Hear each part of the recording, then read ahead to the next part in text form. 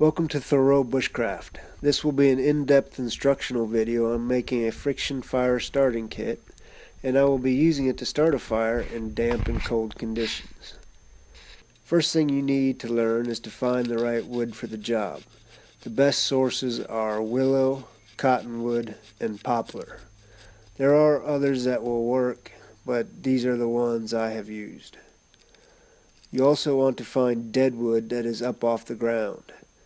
This tree here is a black willow, and I plan on using this branch for my main components of the kit.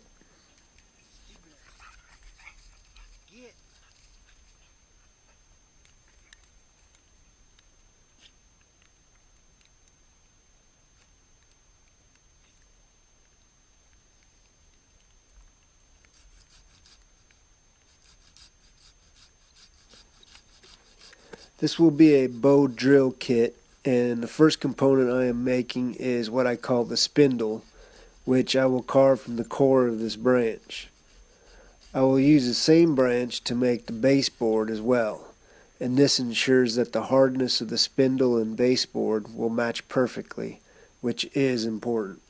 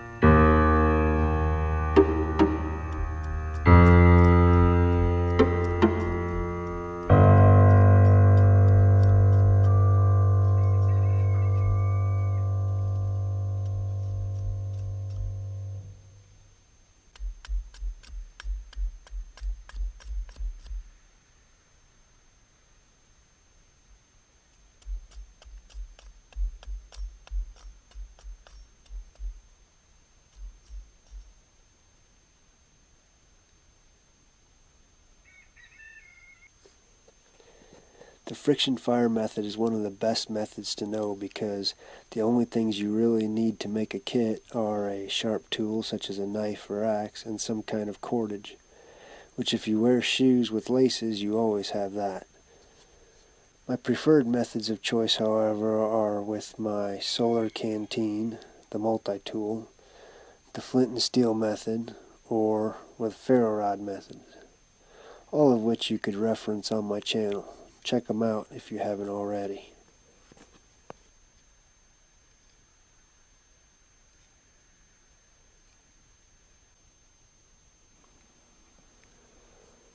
This metal device is what I'm going to use as my socket. I found this at a hardware store, but anything from a skateboard wheel to a small wagon wheel will work. Or you could just carve one out of antler or hardwood such as oak or hickory. Just carve a pointed pocket for the top of the spindle to fit it into. You could ideally lubricate even a wooden socket hole with animal fat, or even earwax would work to reduce friction on that end of the spindle.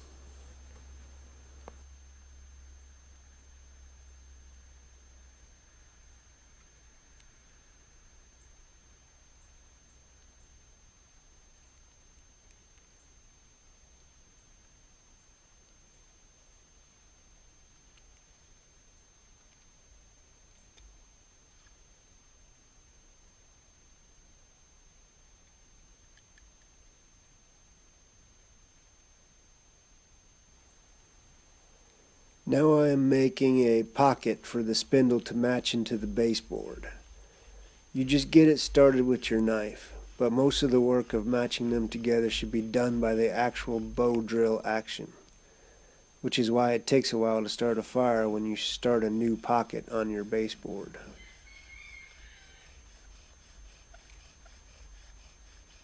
This can be a frustrating process because until they start matching up well, your spindle will probably pop out on you a couple of times. Be patient and just spin it easily during this process.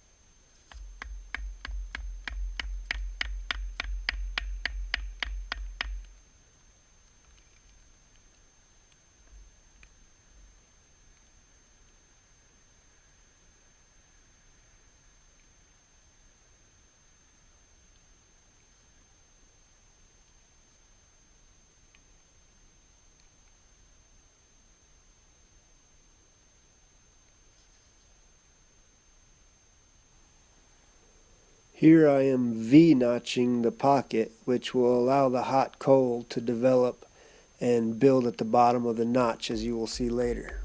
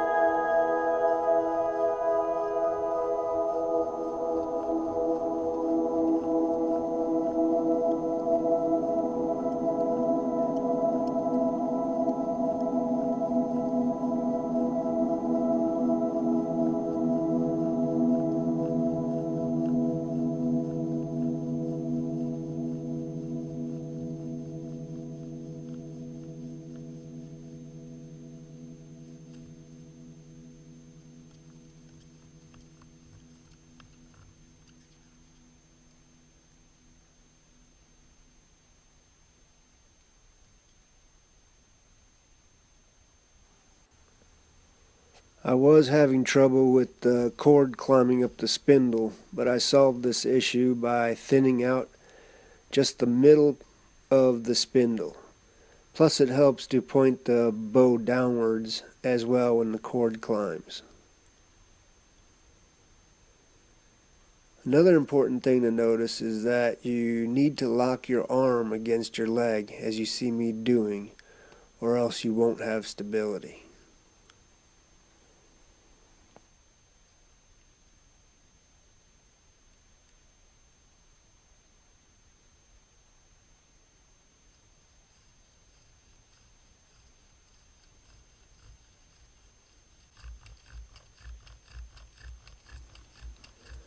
Once you have had it smoking for 30 seconds or more, start applying more downward pressure onto the spindle.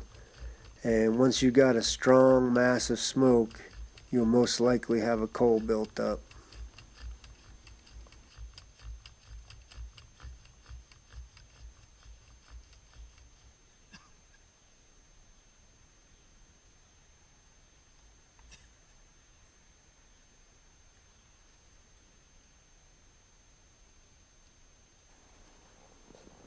You will know that you succeeded in making a coal when you stop the spindle and it continues to create smoke from the V-notch area.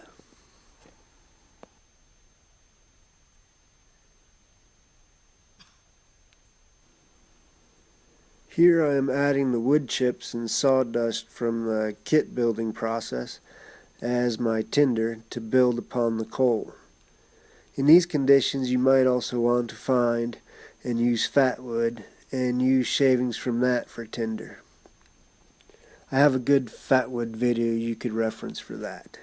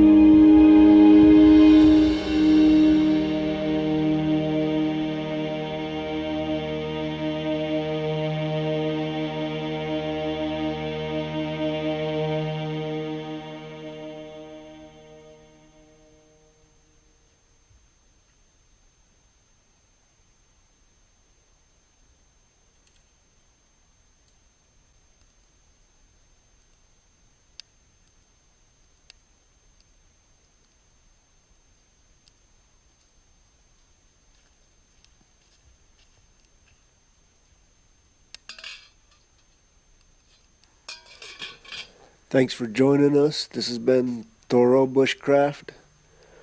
Hope you liked. Please subscribe and join us next time.